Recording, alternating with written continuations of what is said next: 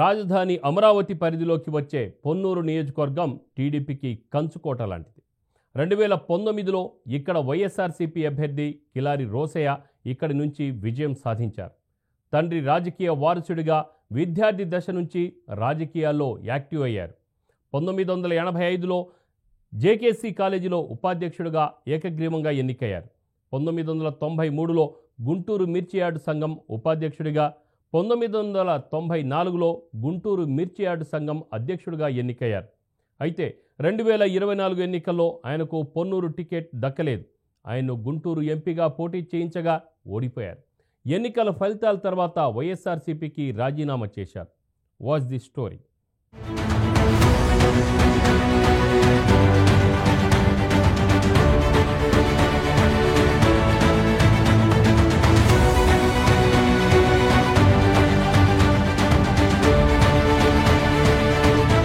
కిలారి రోషయ్య రాజకీయ కుటుంబం నుంచి వచ్చారు. వైఎస్ఆర్సీపీ సీనియర్ నేత ఉమ్మారెడ్డి వెంకటేశ్వర్లు అల్లుడు. అలాగే రోషయ్య తండ్రి కిలారి కోటేశ్వరరావు గుంటూరు మిర్చి మార్కెట్ యార్డ్ కౌన్సిలర్ గా చైర్మన్ గా పనిచేశారు. 1989లో కోటేశ్వరరావు గుంటూరు 2 అసెంబ్లీ నియోజకవర్గం నుంచి తెలుగుదేశం పార్టీ తరపున పోటీ చేసి ఓడిపోయారు. తండ్రి రాజకీయ వారసుడిగా విద్యార్థి దశ నుంచి రాజకీయాల్లో యాక్టివ్ అయ్యారు. 1985లో జేకేసీ కాలేజ్లో ఉపాధ్యక్షుడిగా ఏకగ్రీవంగా ఎన్నికయ్యారు. 1993లో గుంటూరు మిర్చియార్డు సంఘం ఉపాధ్యక్షుడిగా, 1994లో గుంటూరు మిర్చియార్డు సంఘం అధ్యక్షుడిగా ఎన్నికయ్యారు. ఆయన 2009లో ప్రజారాజ్యం పార్టీలో చేరి 2009 ఎన్నికల్లో తెనాలి నుంచి పోటీ చేసి ఓడిపోయారు. ఆ తర్వాత వైఎస్ఆర్సీపీలో చేరి ఆ పార్టీ రాష్ట్ర కార్యదర్శిగా పనిచేశారు. 2019 ఎన్నికల్లో గుంటూరు జిల్లా పొన్నూరు నుంచి వైఎస్ఆర్సీపీ తరపున పోటీ చేసి ఎమ్మెల్యేగా గెలిచారు. అయితే 2024 ఎన్నికల్లో ఆయనకు పొన్నూరు టికెట్ దక్కలేదు. ఆయన్ను గుంటూరు ఎంపీగా పోటీ చేయించగా ఓడిపోయారు. ఎన్నికల ఫలితాల తరువాత వైఎస్ఆర్సీపీకి రాజీనామా చేశారు.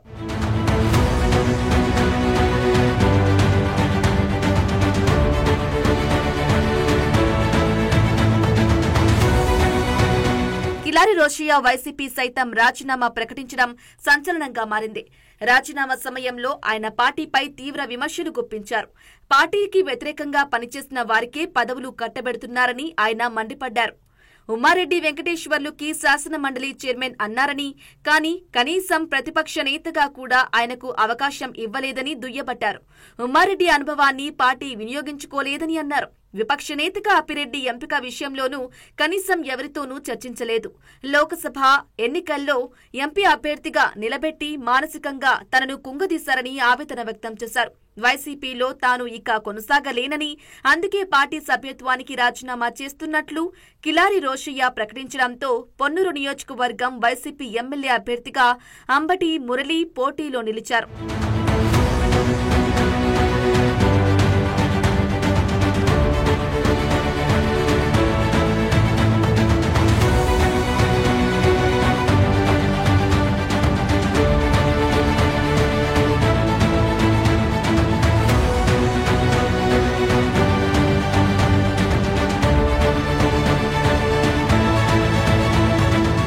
రాజీనామా ప్రకటన అనంతరం కిలారి రోషయ్య ఆత్మీయ సమావేశం నిర్వహించి రాజీనామాపై కార్యకర్తలతో సుదీర్ఘంగా చర్చించారు. ఈ సమావేశంలో ఆయన వైసీపీ పార్టీ నేతలపైనే తీవ్రంగా మండిపడ్డారు. పార్టీ పేరు చెప్పుకుని కొందరు పెద్ద మనుషులు ఇష్టానుసారంగా వ్యవహరిస్తున్నారని ఆగ్రహం వ్యక్తం చేశారు. వైసీపీలో ఎన్నో అవమానాలు ఎదుర్కొన్నట్లు, ఎంత కష్టపడినా కనీసం విలువ ఇవ్వలేదని, ఆత్మాభిమానం దెబ్బతిన్న చోట తాను ఉండలేనని కార్యకర్తలకు చెప్పుకుని బోరుమన్నారట. నిజాయితీగా న్యాయంగా ఉండాలనేది తన వ్యూహమని, స్థానికుడిగా ప్రజలకు ఎల్లవేళలా అందుబాటులో ఉంటారని, తన మామగారు ఈ ప్రాంత అభివృద్ధికి ఎంతో చేశారని, మున్సిపాలిటీ వైస్ చైర్మన్ గా పనిచేసిన మా నాన్న కిలారి కోటేశ్వరరావు గుంటూరు అభివృద్ధికి విజన్ గా నిలిచారని చెప్పుకున్నట్లు వార్తలు షికార్లు చేశాయి.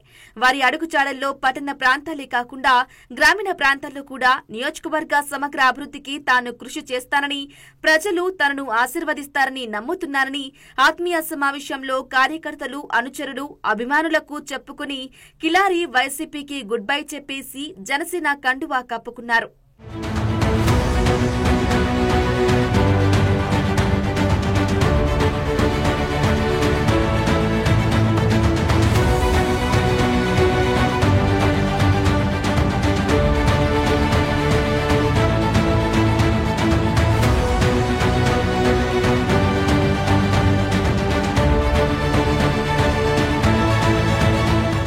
స్వర్ణపురిగా గుంటూరు జిల్లాలో ప్రసిద్ధిగాంచిన సెగ్మెంట్ పొన్నూరు. ఈ నియోజకవర్గంలో ఇతనో డాన్. ఈయనగారి అరాచకాలకు అంతులేదు. జే ట్యాక్స్ చెల్లించకుంటే పోలీసులను పంపించి బెంబేలెత్తిస్తాడట. ప్రతి పనికి ఒక రేట్ ఫిక్స్ చేసి పెద్ద ఎత్తున వసూళ్లకు పాల్పడి రిచెస్ట్ ఎమ్మెల్యే రికార్డు ఇప్పుడు కిలారి తలపైన ఉందట. What's the story?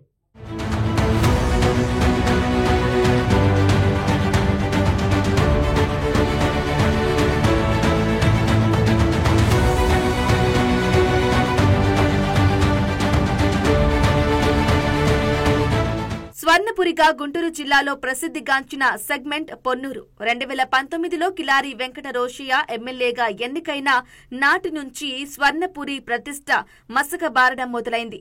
బీకాం పూర్తి కాకుండానే చదువు ఆపేసి వ్యాపారంలోకి దిగిన బుర్ర తక్కువ పనులతో చేతులు కాల్చుకున్నాడు కిలారి. 2019లో ఎమ్మెల్యే అయిన తరువాతే సీన్ మారింది. సెగ్మెంట్ కు కల తప్పడం మొదలైతే కిలారిలో కాసుల కళ మొదలైంది. 5 ఏళ్ల అధికారంతో సెగ్మెంట్ ను ఇనుప చీపులతో తుడిచేశాడు. నియోజకవర్గ రక్త మాంసాలు పీల్చేశాడు. ఆయన అవినీతి కష్టం విలువ జస్ట్ 3,000 కోట్ల రూపాయలు. జగన్ పదే పదే చెప్పుకునే అక్క చెల్లమ్మల ఆస్తి, డ్వాక్రా రుణాలు 100 కోట్లు హాంఫాట చేశారంటే కిలాడితనాన్ని అంచనా వేసుకోవచ్చు. అవినీతి సొమ్ము కూడబెట్టిన రిచెస్ట్ ఎమ్మెల్యే రికార్డు ఇప్పుడు కిలారి తలపైనే ఉందంటున్నారు స్థానిక నేతలు.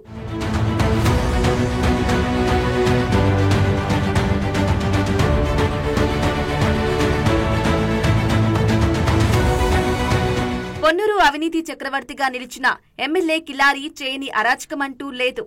జే ట్యాక్స్ చెల్లించకుంటే సినిమా హాల్లో షోలు ఆపేయడం, ప్రైవేటు ఆసుపత్రులకు కరెంటు నిలిపివేయడం, అపార్ట్మెంట్లపై దాడులు చేయటం వంటి సంఘటనలు కోకొల్లలు. ప్రభుత్వ భూములు, శ్మశానాలను, రోడ్డు పక్కన డ్రైనేజీ భూములను, చిన్నపాటి కొండలను కూడా వదలకుండా పెద్ద ఎత్తున భూములు అన్యక్రాంతానికి పాల్పడ్డారు. ఇతని ధనదాహానికి ప్రభుత్వ భూములే కాదు, పేద రైతు భూములు బలయ్యాయని నియోజకవర్గం వ్యాప్తంగా వార్తలు గుప్పుమన్నాయి.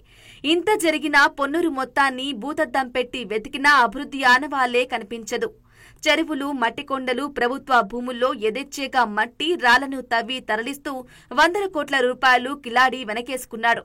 బోగస్ పేర్లతో డ్వాక్రా రుణాలు, దేవాలయాల భూములు అన్యక్రాంతం చేయడం, పొన్నూరు మున్సిపాలిటీని అవినీతి కేంద్రంగా మార్చడం, కంకర క్రషింగ్ యూనిట్ల నుంచి డబ్బులు వసూలు చేయటం, బార్కు 20 లక్షల రూపాయల చొప్పున ఏడాదికి కమిషన్ విధించడం వంటి నేరాలు, ఘోరాలు కిలారి ఖాతాలో లెక్కలేనని అంటున్నారు నియోజకవర్గ ప్రజలు.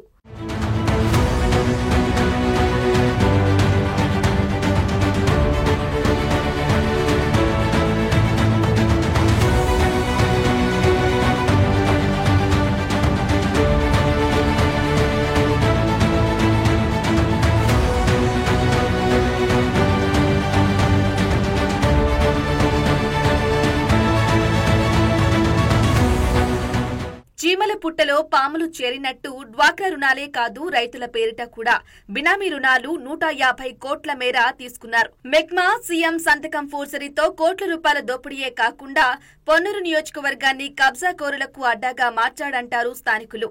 భూముల రికార్డులను ట్యాంపరింగ్ చేస్తూ ప్రభుత్వ భూములను, అసైన్డ్ భూములను, బీపట్టా భూములను పెద్ద ఎత్తున ఆక్రమించుకోవటం, చేతికి ముట్టకుండా సాగించినవి అవి.